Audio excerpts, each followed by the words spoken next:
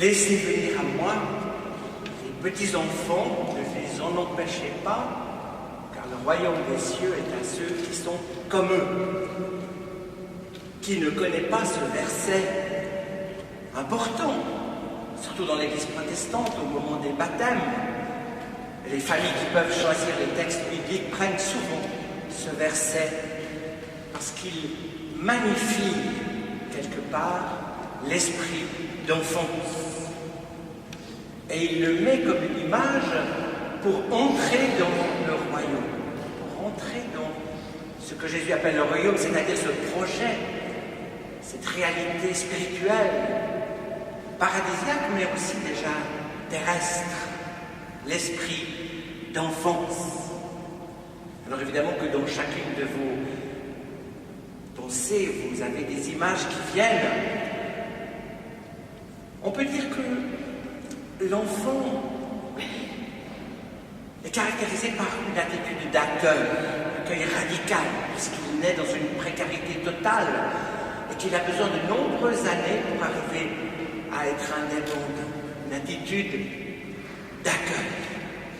Mais une attitude de confiance aussi, puisque de manière totalement donnée, il est livré et a confiance en ses parents pendant un grand moment, jusqu'à ce qu'il trouve lui-même son identité. Et puis l'enfant, c'est aussi une réalité qui a une facilité déconcertante à apprendre, à intégrer des multiples réalités, non seulement intellectuelles, mais aussi évidemment physiques, etc. Donc on a un modèle comme ça d'accueil, d'ouverture, on a un modèle de confiance, et on a un modèle d'apprentissage. Toutes ces réalités sont utiles pour comprendre comment être dans la direction du royaume, comment être chrétien, plus que ça. Seulement voilà, à côté de cette magnificence de l'enfance chez Jésus, il y a quatre mentions, donc une de plus que les trois évangiles. Il y a d'autres textes dans le Nouveau Testament qui semblent magnifier l'âge adulte. Vous avez entendu dans l'Épître aux Hébreux, vous devriez être des maîtres, mais vous en êtes venus à avoir besoin de lait. Et quiconque est au lait est encore un enfant. Et puis ce texte des Hébreux se retrouve chez Paul, l'apôtre Paul, dans la première épître aux Corinthiens, où il dit sensiblement la même chose. Pour moi, frère, ce n'est pas comme à des hommes spirituels que j'ai pu parler, mais comme à des hommes charnels, comme à des enfants dans le Christ. Je vous ai donné du lait et non de la nourriture solide, car vous ne pouviez pas la supporter. Et vous ne pouvez toujours pas, car vous êtes encore charnels. Voilà donc un exemple dans les Écritures de deux messages contradictoires. Ou bien l'enfance, ou bien l'adulte. Ce n'est pas le seul, et de loin. Quand on s'approche de la Bible, et quelquefois c'est une occasion de découragement pour les gens, on ne sait pas ce qu'il faut croire. Quand Jésus dit « ceux qui ne sont pas contre nous sont avec nous », il dit ça à ses disciples. Alors, les disciples sont rassurés. Et puis un chapitre après dans Luc, il dit « celui qui n'est pas avec nous est contre nous ». Et vous voyez bien là deux modèles d'église qui vont se mettre en place. Qu'est-ce qui est vrai? Est-ce que c'est Jésus qui dit « je n'éteins pas le petit lumignon qui fume », sous-entendu « j'accueille toute aspiration au mieux, au bien », ou bien ce même Jésus qui dit « venez les bénis de mon Père au ciel et puis les maudits en enfer ». Le même personnage prononce deux réalités qui sont, à vrai dire, incompatibles. Comment donc se situer? Alors la plupart du temps, on choisit une option, parce que c'est plus facile d'aller d'un côté ou de l'autre. On pourrait dire une option douce, facile, et une option un peu plus rude, un peu plus exigeante, et ça donne là aussi des modèles d'église, des gens qui seront plus radicaux, ou au contraire plus libéraux. Mais c'est problématique, parce que les deux messages sont dans le texte. Très problématique. Et on en serait condamné à devoir choisir si, dans le christianisme, dans la théologie et dans les Écritures, il n'y avait pas une piste qui nous permette, vous allez voir, de tenir ensemble ces deux positions. Et c'est dans le livre de l'Ecclésiaste, j'ai dû me tromper dans la petite feuille parce qu'il y a un verset qui est très important, c'est le verset 18. Il est bon, dit l'Ecclésiaste, que tu retiennes ceci et que tu ne négliges point cela. Il est bon que tu retiennes ceci et que tu ne négliges point cela. Ce verset-là, chers amis, fonde une approche particulière de tous les textes bibliques et nous permet d'entendre des paroles apparemment contradictoires et d'en faire quelque chose. Ça s'appelle en philosophie et en théologie la coïncidence des opposés. Les opposés de nature s'opposent.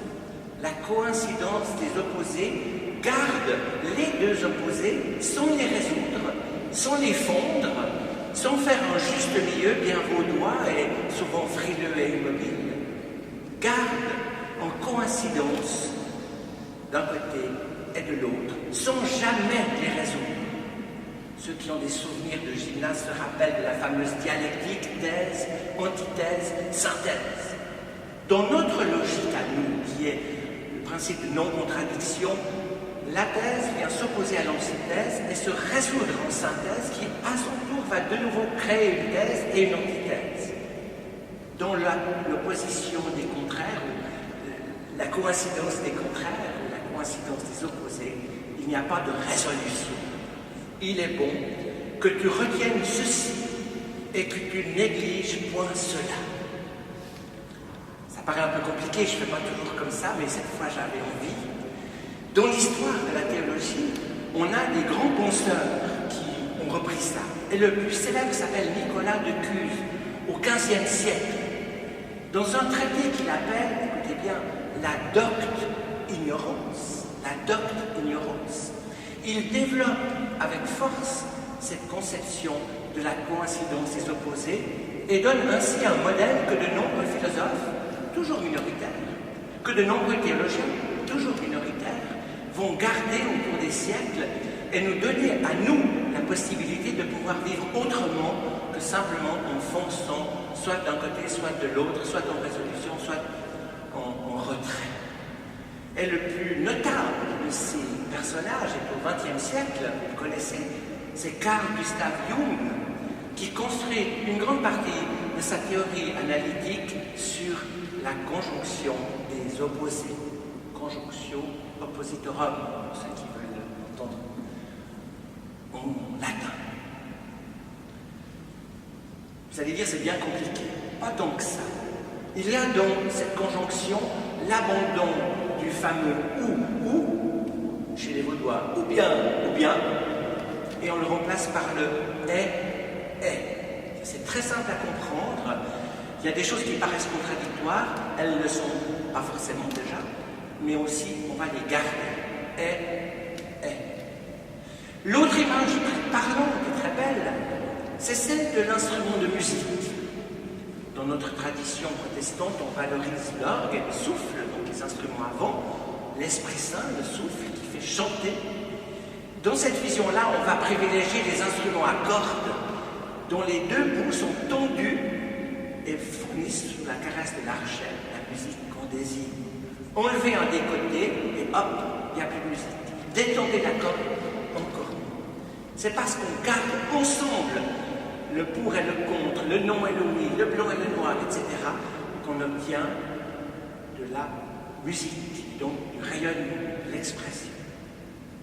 C'est important de s'arrêter un petit peu sur ce principe. Mais vous direz, c'est peut-être un peu trop abstrait ou intellectuel. C'est vrai que c'est difficile à tenir, parce que la conjonction des opposés ne nous laisse pas tranquilles, ne nous permet pas de nous poser sur des systèmes établis. Elle est tout le temps en questionnement. Et de ce fait, elle a une richesse formidable, parce qu'elle nous permet de rester éveillés, et non pas, par exemple, dogmatiques ou simplement éloignés de tout, disons que rien n'est intéressant. Essayons de mettre ça en pratique dans les deux textes qui nous ont été lus dans le Nouveau Testament. glorifier l'esprit d'enfance, glorifier l'esprit d'adulte, en gros. Et les garder, les deux. Quand Jésus dit « Laissez venir les enfants, car le royaume des cieux est à eux », il dit « Essayez d'être ouvert, d'être réceptif, d'être curieux, de vous émerveiller de tout, de la vie, des relations, de tout ce qui est donné. » Quand il dit « Essayez d'être confiant », et là c'est la confiance en lui, notre vie est dans ses mains, il nous ouvre le chemin. Et quand il nous dit « Soyez des apprenants jusqu'à la fin de votre vie et apprenez non seulement des choses qui vont bien, mais aussi des choses que vous échouez », il nous donne un programme énorme. Un programme dont nous n'avons rien moins besoin que d'être des adultes fondés, nourris avec des nourritures solides, pour pouvoir les réaliser. Aucune contradiction entre ces deux passages, en tension. C'est Jacques Brel qui disait « Il nous fallut bien du talent pour être vieux sans être adulte ». Vous connaissez cette chanson.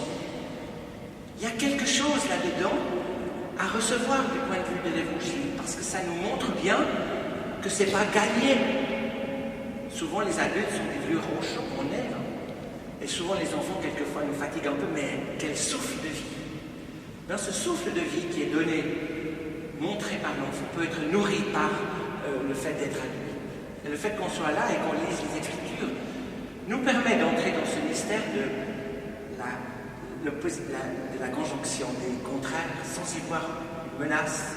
Au contraire, en y voyant le moyen d'approfondir de plus en plus notre recherche du royaume de Dieu. Amen.